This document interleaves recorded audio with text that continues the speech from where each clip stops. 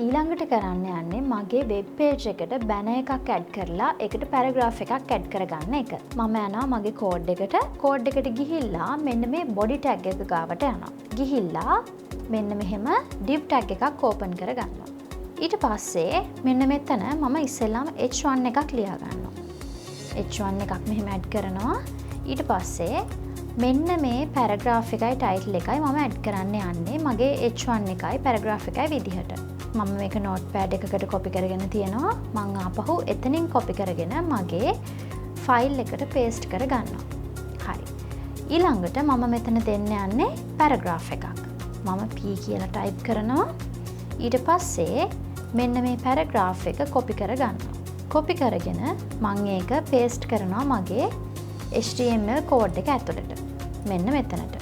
මම මෙතනින් enter එකක් දෙනවා. ඊට පස්සේ මේක paste කරනවා. හරි. දැන් අපි මේක save කරලා බලමු. මම browser එකට යනවා. මේක refresh කරනවා. මෙන්න මේ වගේ දෙයක් මට බලා ගන්න පුළුවන්. ඉතින් මට පුළුවන් මේ div එකටම background image එකක් දෙන්න.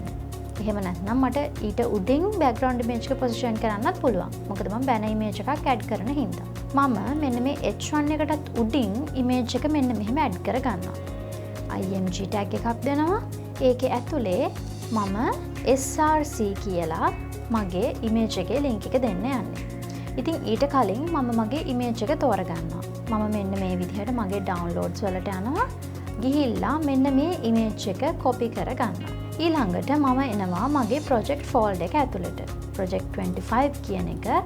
ඊට පස්සේ මෙතන මේක paste කරනවා. දැන් මම කරන්නේ මේක rename කරගන්න එක. මම ලියනවා banner.jpg කියලා ඒකේ name එක. ඊට පස්සේ මම යනවා මගේ කෝඩ් එකට. ඊළඟට මම කරන්නේ මෙන්න මෙතෙන්ට banner.jpg කියලා type කරන එක. හරි. දැන් අපි මේක save කරලා output එක බලමු. මෙන්න මේ වගේ output එකක් බලා ගන්න පුළුවන්. ඉතින් බලන්න මේ image එක ටිකක් ලොකුයි හින්දා තමයි මෙන්න මේ horizontal scroll bar එකක් ඇවිත් තියෙන්නේ. අපිට මේක remove කරගන්න පුළුවන් මෙන්න මෙහෙම. අපි මේකට styling ටිකක් ලියමු. ඉතින් styling ටික අපි වෙනමම CSS ෆයිල් එකක ලියාගමු. අපි අන්න ඒ ෆයිල් එක create කරගමු. මම යනවා මේ ෆයිල් මෙනු එකට. ඊට පස්සේ new කියලා මෙනු එකට click කරාම මෙන්න මේ file කියන මෙනු item එක එනවා. මෙතනින් මම style sheet කියන එක select කරනවා.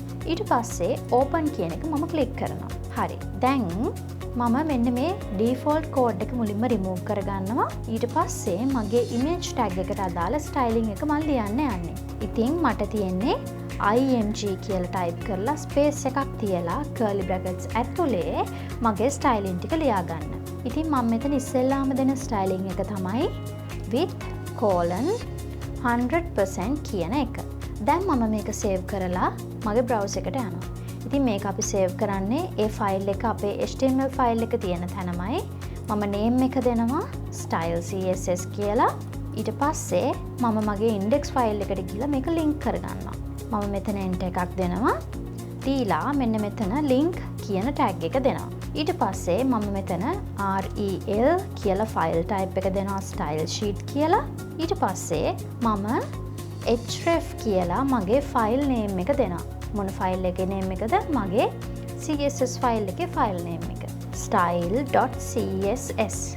හරි. දැන් මම මේක save කරලා browser එකට ගිහලා refresh කරලා බැලුවොත් එහෙම මෙන්න මේ විදිහේ දෙයක් මට බලා ගන්න පුළුවන්. ඉතින් මේ තියෙන මගේ banner image එක. මට පුළුවන් මේකේ size එක මට අවශ්‍ය විදිහට හදාගන්න height එක අඩු කරලා. මම මගේ CSS ෆයිල් එකට යනවා. ගිහිල්ලා මෙතන මම මෙයාට height එකකුත් දෙනවා. height එක මම දෙනවා pixels 500ක්. හරි. ඊට පස්සේ මම මෙයාට දෙනවා object dash fit cover කියලා. හරි. දැන් මේක මම save කරනවා. දැන් මම browser එකට ගිහලා refresh කරොත් මෙන්න මේ විදිහට මගේ banner image එක බලා ගන්න පුළුවන්. ඉතින් මම ඊට පස්සේ කරන්නේ මගේ මේ heading එකයි paragraph එකයි තව චුට්ටක් style කරගන්න එක.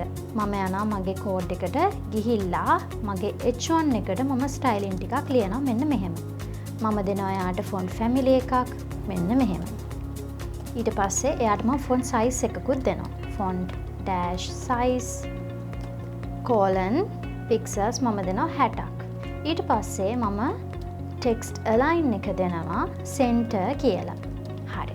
දැන් මම මේක save කරනවා. ඊට පස්සේ මම යනවා මගේ browser එකට.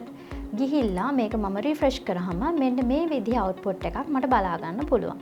ඊට පස්සේ මේ පැරග්‍රාෆ් එකටත් මට මේ විදිහේ ස්ටයිලින් ටිකක් දෙන්න පුළුවන්. මම යනවා මගේ කෝඩ් එකට ගිහිල්ලා මම මෙන්න මෙතන p tag එකට ස්ටයිලින් ටිකක් ලියනවා මෙන්න මෙහෙම. මම මෙන්න මේ ස්ටයිලින් දෙකම කොපි කරලා ගන්නවා. අරගෙන මෙතනට පේස්ට් කරනවා. ඊට පස්සේ මගේ ෆොන්ට් සයිස් එක මම චේන්ජ් කරනවා පික්සල්ස් 18යි කියලා. ඊට පස්සේ මට පුළුවන් මෙතනට ෆොන්ට් ෆැමිලි එකකුත් දෙන්න. ෆොන්ට් ඩෑෂ් ෆැමිලි කෝලන් මෙන්න මේ දෙවනි ෆොන්ට් එක මම සිලෙක්ට් කරනවා. හරි. දැන් මම මේක සේව් කරලා බ්‍රවුසර් එකට ගිහලා රිෆ්‍රෙෂ් කරලා බැලුවොත් එහෙම මෙන්න මේ විදිහේ අවුට්පුට් එකක් මට බලා ගන්න පුළුවන්.